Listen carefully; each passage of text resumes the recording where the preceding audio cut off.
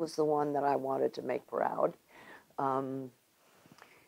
He didn't talk very much, but the movies that he did that I knew he connected to on a primal level were Grapes of Wrath, Young Abe Lincoln, 12 Angry Men, roles where he stood up for the underdog, roles where he fought, sometimes risking his life for fairness and justice.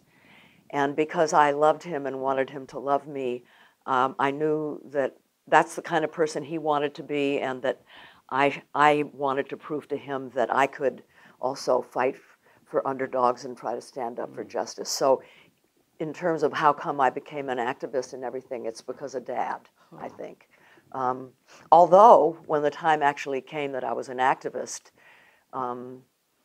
he who remembered the McCarthy witch hunt in the 50s was not very supportive of me. But anyway, that's a whole other, y'all are too young to remember that. Well, not everybody, but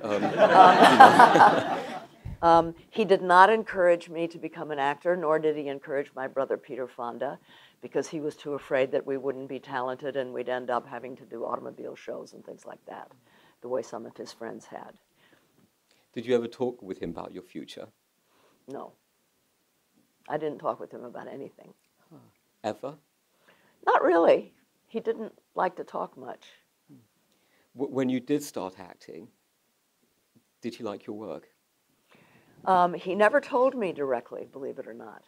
But since his death in the early 80s, people sometimes send me interviews that he's done, like with Jonathan Ross in London, that made me cry, where he talked about, you know, me as an actor, that just blew my mind. I had no idea that he admired me.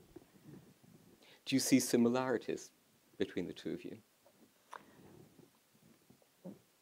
Well, he was a man of great integrity. I'd like to think that I have integrity.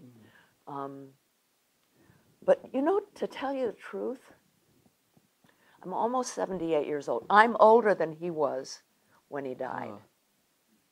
I'm older than Katharine Hepburn was on Golden Pond.